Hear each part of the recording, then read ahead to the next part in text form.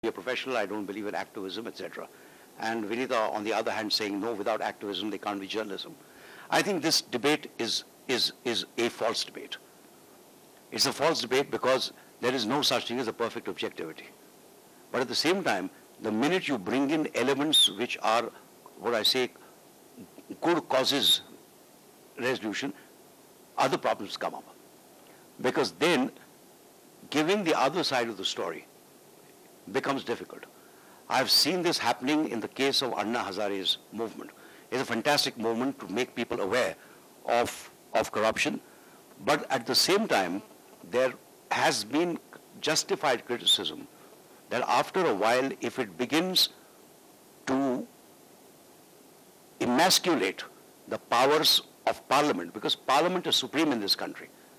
So simply because you think that you have the weight of morality behind you, you can't substitute yourself for the politicians.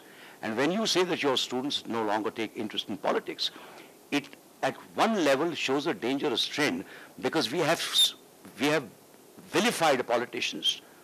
We have demonized politicians to such an extent that politics itself today is being demonized. And the day we demonize politics, that is the beginning of the end of democracy. That is the demonizing of politicians is the start of a certain authoritarian temperament in people. There you yearn for a strong man, someone who will crack the whip, someone who will enforce discipline. That is and middle class India, unfortunately, hungers for that kind of a person, the authoritarian type. So a soft-spoken prime minister who never raises his voice is perceived to be a weak kind of thing. But on the other hand, the chief minister of a state who has blood of innocence on his hand is seen to be someone who's, who's a toughie and who can teach people a lesson. So I think we've got to make a distinction between the two. 1 minute, I'd just like to, say something on this, on your question. And that is, students these days are not interested in politics or not interested in community issues for the very reason it first begins in journalism schools, where everything is so frivolously taught. Secondly, so the last 2 decades, the leader of English newspapers have portrayed that youngsters like to read frivolous. And that's the reason why this whole trend, I had the editor of Times of India telling me in Pune, my daughter has started reading newspapers because we give glamour. But the point is, the core value, the world might change, anything might change, but the core value of journalism, how can that change? And I love to read whatever is said about Aishwarya Rai, definitely, but here your example is wrong.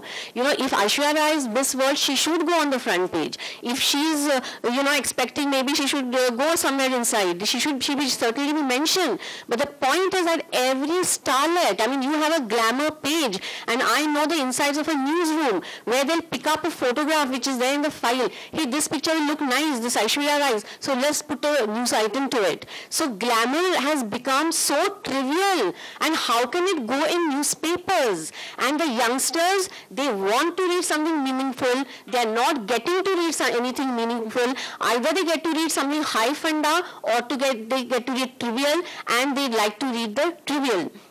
The fine example was, there are a group of 16-year-olds who have formed a Tekdi group in Pune. And every morning and evening, 6 a.m., 6 p.m., they, water the plants and prevent soil erosion, etc., etc. So when I interviewed them, I said, so when do you get time to go to pubs and parties? So he said, ma'am, you are responsible for some 29 youngsters in my city of 5 lakh who go to the pubs, and you keep on highlighting them in color on the back page. And believe me, the newspapers are not interested in what youngsters would like to read. They are interested in what the advertiser, suppose if it is Pantaloons, suppose it is any of what the advertiser would like to advertise, so that youngsters, they think will read. It in fact is the other way around. It is first communicated for the secondary readership, which may have been taught in journalism, those with commercial interest, and by the by, it is for the primary readership. So this is the reason why youngsters, I teach in Symbiosis, and unfortunately I teach public journalism in RTI Act. And so, first of all, for that crowd of 80, I have to sternly give a shouting that you have to listen to my lecture, and thereafter I explain, of course, and I must say it is interesting, I'm sorry to boast, but the point is that because the whole newspaper ideology and the focus has been changed, not for the better, but what Dilip ji is saying right, that there is coming a time when it's a surfeit of all this, even youngsters are going to be disgusted, and after all, the newspaper can survive only if the reader reads.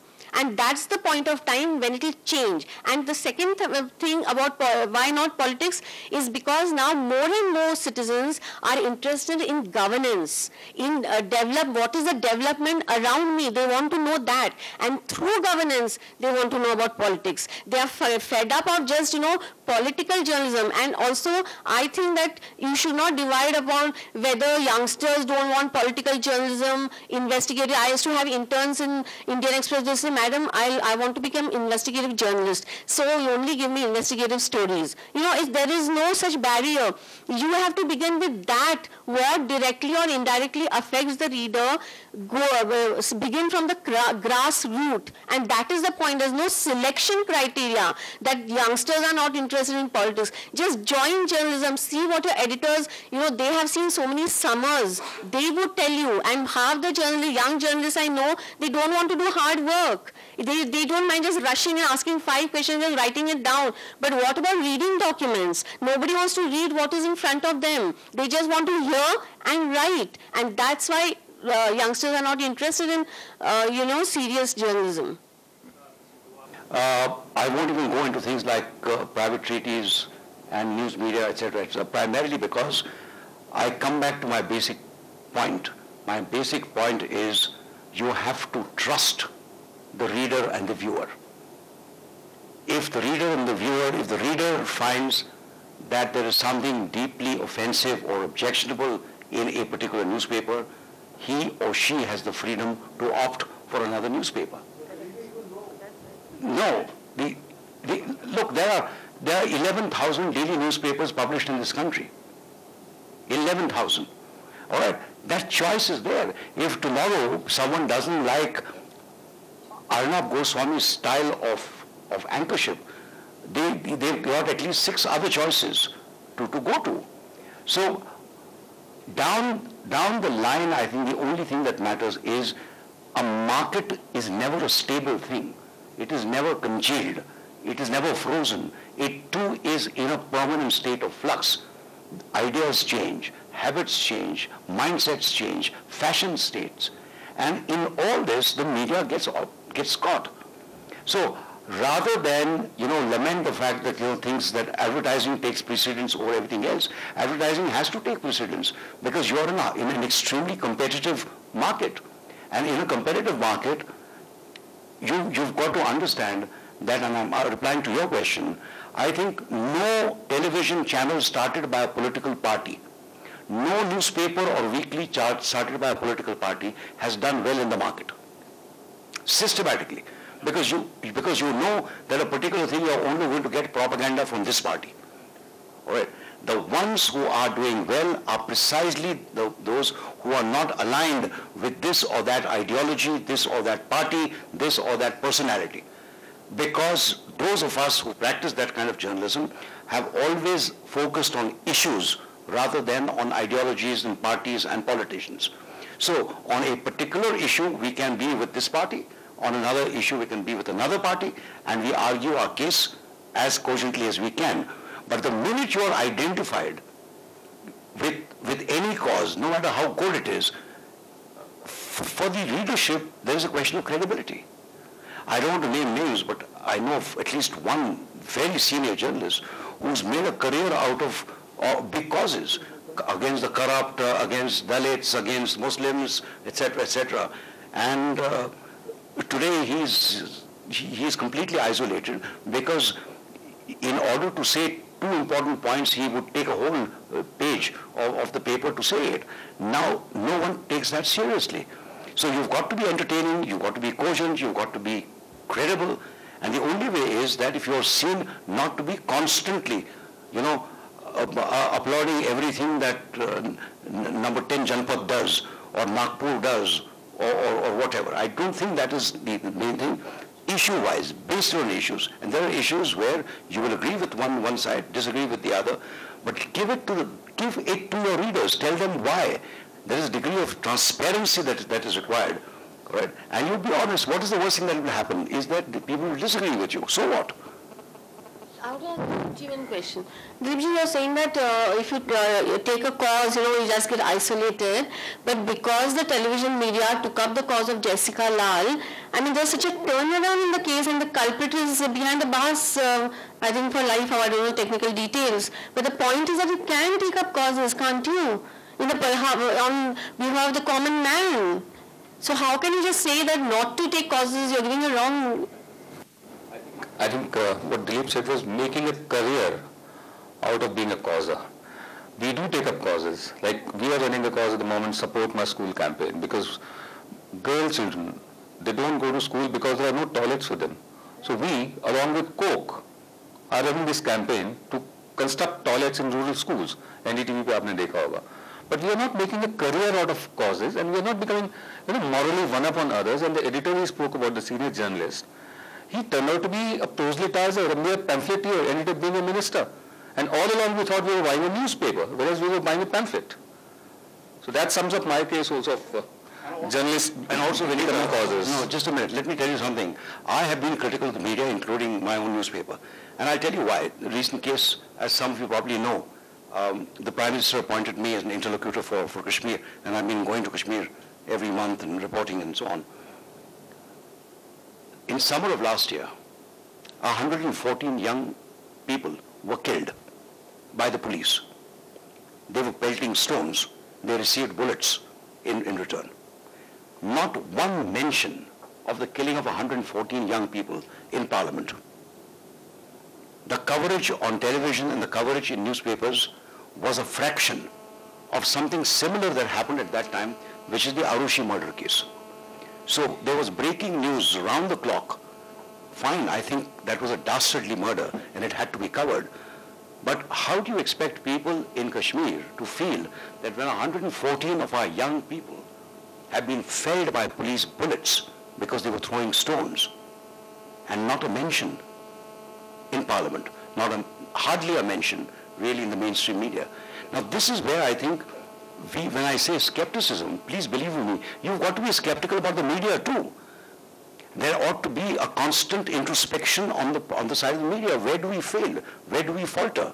Have we gone a bit too far in the direction of celebrity-driven journalism? But I don't think so, because I think more and more people, the minute you are public-oriented, which means issues of interest to the public, the more you cater to them, the more you cater to the market. Because what is the market if not a market of news consumers? All right. So by and by this will happen, but in every society in the middle of change and transition, there is this great glamour. It's a bit like, we Indians are forever telling ourselves we are a great power, we need a permanent seat in the Security Council, and we are applauded by Clinton, and we are applauded by so-and-so. What you don't really think hard about is that on the Human Development Index, India is below that of several African countries. All right. Now, so you have to strike a balance. I'm delighted that you've got a GDP growth rate of 8.2%. Wonderful. But at the same time, you've got huge swathes of the population who don't have a balanced diet every day. And so on and so forth. So you have to be critical. When I say skeptical about yourselves, not just about the others. And this is where I think we have failed. I remember once in the Editors Guild of India, I had raised this question that we've done auditing. We do a social audit of politicians and everyone else. Why don't we do a social audit about ourselves? It might be a good idea to find out what the assets that editors and correspondents and others have built, and see whether there's a new book which is being banned, incidentally, which gives the complete transcript of the Meera Radia tapes. All right. It'll tell you of the kind of complicities that happen between them. Now that is to be obviously criticized. No question about it. So you begin also by criticizing yourself, and I think India needs, today there's only one website which does that regularly, that's called The Hoot. It's run by just two people, two women in Delhi, who are trying to do something or being critical about the media. But otherwise, there is no equivalent of, let us say, the Columbia Review of Journalism. And I hope that your colleges subscribe to it, because it is the only magazine that I know of which is analytical in its criticism of the way media function. And we need, therefore, criticism of the media as well, as part of the general skepticism about authority everywhere. This question is basically for Dr. Dilip Padgaonkar only, but I think you have already answered it. In your introduction, when you are saying regarding fantastic opportunities, you also said there is a greater degree of morality in media. A great degree of? Morality in media. No. Civil society.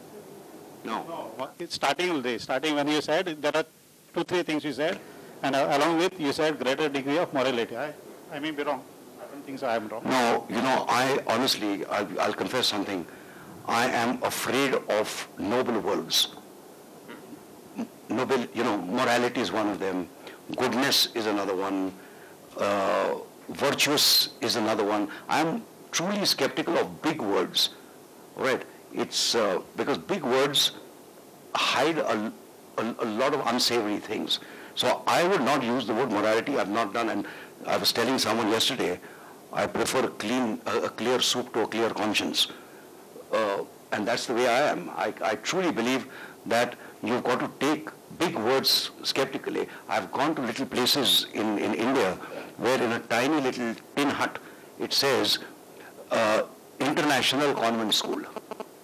Then a little further down it says Sri Krishna Global Convent School. Now the Indian need for always using big words with the capital letters to boot, this is something we've got to be. I'd rather we become specific, concrete, to be able to understand. And therefore, when I'm going to take up this, start teaching in Pune, one of the things is don't look here and there. Just see what is happening around you, around the campus. There are lots of interesting stories that you're going to find. Try and understand those stories. There is politics in the village. There is the economy is changing. There is societal change. All of that is happening next to you. So instead of wanting to rub shoulders with the high and mighty in Delhi, you might as well try and find out from the local Thanedar and the local Mamlatdar, what is happening in that particular village. That's one way of doing it. But I have not used the word morality. What I've said is newspapers, like television, like the internet, like radio, will have to follow very closely market trends. And the most successful media houses will be those who anticipate market trends and go along with that. And market trends per se, I'm using it purely, there's no moral judgment involved. Market trends merely say that at a given time, a particular thing is liked and a particular thing is not liked. And the best answer to that is what happens to Bollywood films. I don't know how many of you know, but 80% of the films flop. Because they believe that they understand the market, but they don't obviously, because otherwise so many films won't be flopping. And similarly, it holds true for every other endeavor. You think you've got a formula for something, you try that formula, it works for one or two people, it doesn't work for most people. So anticipating trends, adapting to trends, having a forward-looking vision of things, and because, people my age are constantly in the mood for nostalgia. In my time this happened, in my time that happened, in my time life was terrible. In my childhood life was miserable. In my youth and college life was painful. Today life is much better and quite happy for it. I have no nostalgia, because nostalgia is a sure sign that the soul is dead, like the brain is dead. You've got to be forward-looking, and lots of things are happening. Let's say, and I'm delighted that younger people all over are doing so well. None of the students have asked a single question. No, there's just one. We'll start from, with that gentleman there, yes. Okay, my question is a bit off the topic talking right now, but I think it's very important that we discuss it right now, because if we all focus our attention to the backdrop, we're talking about the role of media in good governance. So, yeah, yeah. But what I would like to ask is, we as media persons have enormous power. We all know that, and the reason why I as a youth, like, have a particular stereotypical thinking about the political journalism, and because of that approach we don't actually go to concentrate on those in the newspapers, is I feel it's because of the exposure the media gives towards the politics in our country. And one more thing is, we as youngsters, we try to compare our country to the, like the better countries, so-called better countries, where we feel their governance is better. So we compare. And what makes us compare is because of the exposure given to us by the media. So what I'm trying to say is, what we as the media can do to portray politics in a way that may sound trivial but can be readable, that we can actually read and act according to it. So we can change our news stories in such a way. It's like, if what is healthy in showing Aishwarya Rai in the front page? You just want you to read the newspaper, so showing Aishwarya Rai in the front page, that doesn't work, because there's nothing coming out of it. It's just for the moment. So what I'm trying to ask, or because you people are like the supremos in the media industry, so if we can discuss this right now, we can have a little media revolution. Well, I think the answer to your question is, today people are not interested in political sensational stories, but what has the politician done for your ward, your city, your state?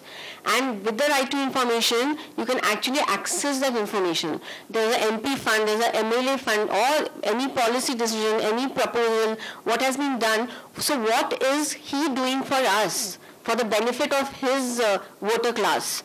I think that's where the story would be very interesting, and such stories are being filed also in leading news magazines and newspapers too, instead of concentrating on political sensationalism. Ma'am, I want to give my point of view regarding the student view. I think there is ample news ample and very proper political journalism in India still today. Still NDTV Times now, as well as newspapers like Times of India, The Hindu, they cover very well. But that is not the problem of the media. That is the problem of the students and the problem within the society, that why they are not interested. If Aishwarya Rai news is there are also very critical analysis about the Salva Judum. So, but why they are not reading Salva Judum? And you cannot say that you can make a politics interesting, ma'am. It is the problem within the educational system I think within the Indian society, this is a problem, and that can be taken, because I was also a student last year, but I was always interested in politics. So that has something to do within your own personality. You cannot blame media, because I think there is an ample of proper political journalism still in India. But the students are not interested. So we have to do introspection out of our own self. No, I'll play the devil's advocate here actually and say the problem is not so much within the students. I think the problem is with the media also, as Vinod has said, that we're trivializing a lot of things. If that prince falls into the well, you're not only just covering it as a news, you're covering it as a reality show. It goes on for 48 hours non-stop. You see, now that becomes an addiction. This kind of television, this kind of news is then addictive. You know, you're looking for more such reality stories, more such things.